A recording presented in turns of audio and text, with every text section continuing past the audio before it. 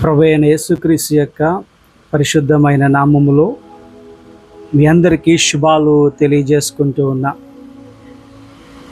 లెంటులోని 33వ దినం కొరకు ఏర్పాటు చేయబడిన పరిశుద్ధ లేఖన భాగాలు మనము జ్ఞాపకం చేసుకుందాం.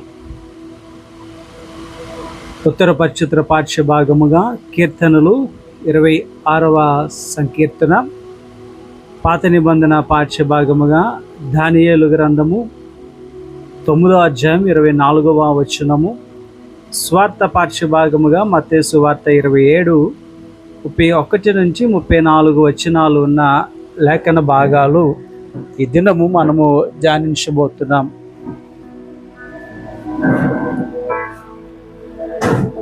యేసుక్రీస్తు యొక్క పరిశుద్ధ నామములో మీ అందరికీ వందనాలు తెలియజేసుకుంటూ ఉన్నా. ప్రియులారా, శిలువ మార్గము అనేది చాలా కఠినమైనది, అవమానముతోనూ నిందలతోనూ కూడిన మార్గము. ఇటువంటి క్రియలతో మనము ముందుకి సాగాలి అనే విషయాలు ఈ దినాన్ని మనం జ్ఞాపకం చేసుకుందాం. ఎటువంటి క్రియలతోటి మనం ఈ శిలువ మార్గంలో ముందుకు సాగాలి? శిలువ విలువ మొదటిగా మనము తెలిసిన వారిగా మనం ఉండాలి. శిలువ యొక్క గొప్ప కార్యము ఏమిటి అన్నది మనం తెలుసుకోగలిగినప్పుడు శిలువ మార్గంలో మనం ముందుకి చక్కగా వెళ్ళగలము. శిలువ యొక్క గొప్ప మార్గం ఏమిటి అని అంటే, మొదటిగా పాప భారాన్ని తీసివేస్తుంది శిలువ. పేతురు రాసిన మొదటి పత్రిక 2వ అధ్యాయం 24వ వచనములో ఆ మాట మీరు అక్కడ అర్థం చేసుకుంటారు. రెండవదిగా శిలువ యొక్క గొప్పతనం ఏమిటి అని అంటే, రక్షణ ఇస్తుంది, జయోత్సాహము మనకిస్తుంది. కొలసీ పత్రిక 2వ అధ్యాయము 14-15 వచనాలు ఆ అర్థాన్ని మనకు అక్కడ జ్ఞాపకం చేస్తూ ఉంటుంది. శిలువ యొక్క గొప్పతనము ఏంటయ్యా అని అంటే, అది మనకి సమాధానం ఇస్తుంది. శిలువ మనకు సమాధానం ఇస్తుంది. కొలసీ పత్రిక 1వ అధ్యాయము 20వ వచనము, ఎఫెసీ పత్రిక 2:16 కూడా మనము జ్ఞాపకం చేసుకోవచ్చు. ఇంకా ముందుకు వెళ్తే శిలువ ఎంత గొప్పది అని అంటే, అది దేవుని యొక్క శక్తి. శిలువ దేవుని యొక్క శక్తి. కొరింథీయులకు రాసిన మొదటి పత్రికలో పౌలు గారు అంటారు, 1వ అధ్యాయం 18వ వచనములో ఆయన మాట్లాడుతూ మనకు దేవుని శక్తి అనే విషయాన్ని ఆయన అక్కడ జ్ఞాపకం చేస్తారు. శిలువని విషయంలో శిలువ విలువ ఎంత గొప్పది అంటే, మనకు విధేయత నేర్పిస్తుంది. ఫిలిప్పీ పత్రిక 2వ అధ్యాయము 8వ వచనంలో చూస్తే శిలువ మనకి విధేయత చూపిస్తుంది, నేర్పిస్తుంది అనే విషయాన్ని మనం అక్కడ జ్ఞాపకం చేసుకుంటాం. శిలువ అతిశయానికి కారణముగా నిలబడుతుంది. శిలువ అతిశయానికి కారణంగా నిలబడుతుంది. గలతీ పత్రిక 6:14లో మనము ఆ మాట జ్ఞాపకం చేసుకుంటాం. అర్థం అక్కడ వస్తుంది. శిలువ యందే మన అతిశయము ఉంది అని మనం ఎప్పుడూ కూడా మర్చిపోకూడదు. శిలువ అవమానాలను సహించే శక్తి మనకిస్తుంది. శిలువ అవమానాలను సహించే శక్తిని మనకు అనుగ్రహిస్తుంది. హెబ్రీ పత్రిక 12వ అధ్యాయం మొదటి 2 వచనాల్లో ఉన్న భాగాన్ని మనం అర్థం చేసుకోవచ్చు. చివరి భాగాన్ని మాట నేను జ్ఞాపకం చేస్తున్నా. ఆయన తన ఎదుట ఉంచబడిన ఆనందము కొరకే అవమానమును నిర్లక్ష్యము పెట్టి శిలువను సహించి దేవుని సింహాసనము యొక్క కుడిపార్శ్వమున ఆసీనుడై ఉన్నాడు. శిలువ మనకి అవమానాన్ని సహించే శక్తినిస్తుంది. ఇది నా మాటలు జ్ఞాపకం చేసుకోండి. శిలువను సహించిన ప్రభువు ఎటువంటి ఆశీర్వాదం పొందుకున్నారో ఇక్కడ మనము చూస్తూ ఉంటున్నాం. గొప్ప ఆశీర్వాదాలు మనకు అందిస్తున్న శిలువ మనము మోసుకొని ముందుకి వెళ్ళాలి. అదే సిలువ మార్గము. యేసుక్రీస్తు ప్రభువారు సిలువ మోయక ముందు సిలువకు అసలు విలువే లేదు. సిలువ శపితమైనదిగా, సిలువని ఎవరు ఎంచుకొని దానిగా సిలువ ఉండేది. ప్రభు సిలువ మోసిన తర్వాత ఆ సిలువకు విలువ వచ్చేసింది. సిలువ మార్గమును ఎంచుకున్న నీవు కూడా ఏ విధంగా ముందుకు సాగుతున్నావో ఒకసారి నువ్వు పరిశీలన చేసుకో. సిలువ మార్గము ఎంచుకున్న నీవు ఈ లక్షణాలు కలిగి ఉండాలి.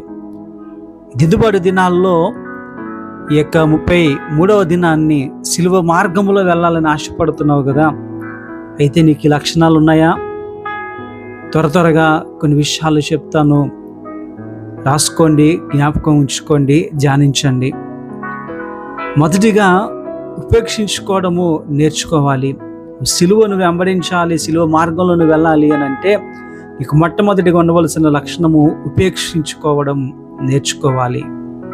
మత్తయి సువార్త 16:24 అంటారు, అప్పుడు యేసు తన శిష్యులను చూచి, ఎవడైనను నన్ను వెంబడింపగోరిన ఎడల తన్ను తాను ఉపేక్షించుకొని కదా. దానియేలు గ్రంథములో కూడా 24వ వచనములో మనం ఈ దినాన్ని పాత నిబంధన పాఠ్యభాగంలో ఆ మాటలు మనం అక్కడ కూడా జ్ఞాపకం చేసుకుంటాము. ఏముండాలట? సిలువ మార్గంలో నువ్వు వెళ్ళాలంటే నిన్ను ఉపేక్షించుకునే లక్షణాన్ని నువ్వు కలిగి ఉండాలి. రెండవదిగా బలవంతంగా సిలువను మోయకూడదు. ఈ మాట చెప్పిన వెంటనే మనకి ఎవరు గుర్తొస్తారు అని అంటే కురేనీయుడైన సీమోను గుర్తొస్తారు. మత్తయి సువార్త 27:31-34 వచనాలు మనం చూస్తే ఆయన్ని బలవంతంగా సిలువ మోయించిన విషయాలు మనకి ఆ పరిశుద్ధ లేఖన భాగాల్లో జ్ఞాపకానికి తెచ్చుకుంటూ ఉంటాం. చాలాసార్లు మన చుట్టూ ఉంటున్న వారితో బలవంతంగా ఏమైనా చేయించాలి అని మనం ఆశపడుతూ ఉంటాం, కానీ అది సాధ్యం కాదు.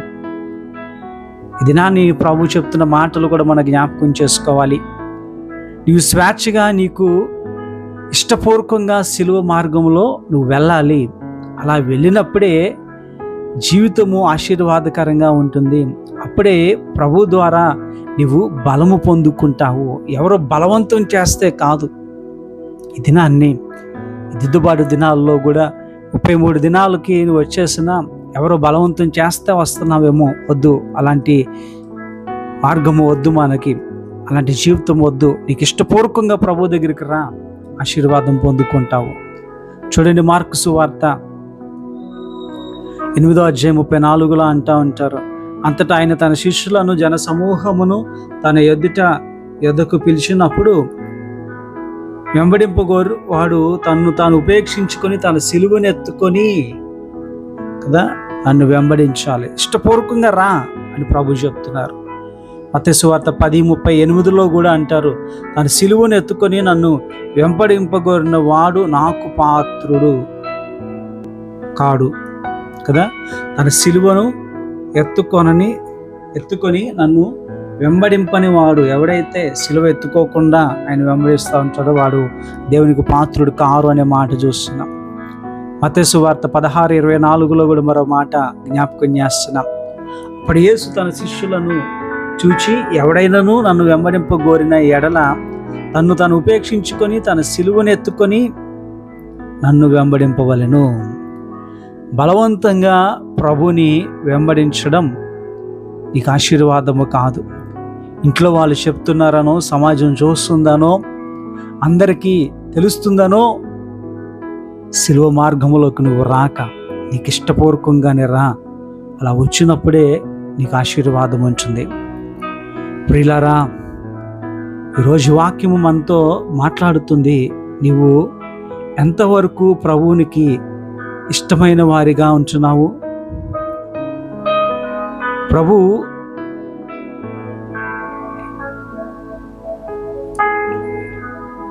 ఆయన కట్టడాలకు ఇష్టపడి నువ్వు ముందుకు నడుస్తున్నావు?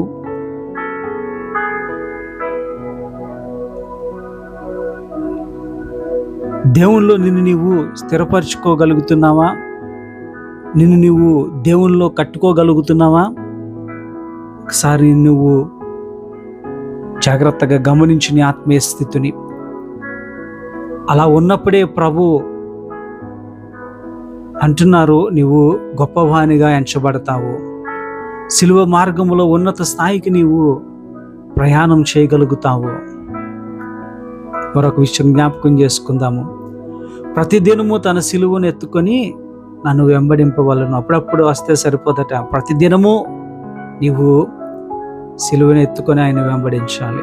లోకాసు వార్త 9:23 ఉంటుంది, ప్రతిదినము తన సిలువను ఎత్తుకొని నన్ను వెంబడింపవలను. 4వదిగా క్రీస్తు కొరకు జీవించాలి. గలతీ పత్రిక 22:20 ఇక్కడ చూస్తూ ఉంటున్నప్పుడు పౌలు గారు చక్కటి సాక్ష్యాన్ని కలిగి ఉన్నట్టుగా మనం చూస్తూ ఉంటున్నాం. యేసుక్రీస్తు ప్రభువారి దగ్గర ఉంటున్న ఇస్కరియోతు యూదా అయితే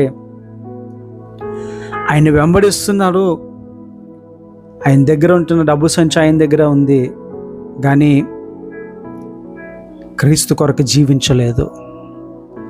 అపోస్తలుడైన పౌలు గారు అయితే అంటున్నారు, నేను క్రీస్తుతో కూడా సిలువ వేయబడి ఉన్నాను, ఇకను జీవించేవాడు నేను కాను, క్రీస్తు నా యందు జీవించుచున్నాడు కదా. క్రీస్తు కొరకు జీవిస్తున్నాడు ఆయన. ఇది నాన్న అలాంటి జీవితం నువ్వు జీవించాలని ప్రభు కోరుతూ అంటున్నారు. 5వదిగా సువార్త విషయంలో సాక్ష్యము మనకు ఉండాలి. కొరింథీయులకు రాసిన మొదటి పత్రిక 1వ అధ్యాయము 17వ వచనము, బాప్తీసమిచ్చుటకు క్రీస్తు నన్ను పంపలేదు, కానీ క్రీస్తు యొక్క సిలువ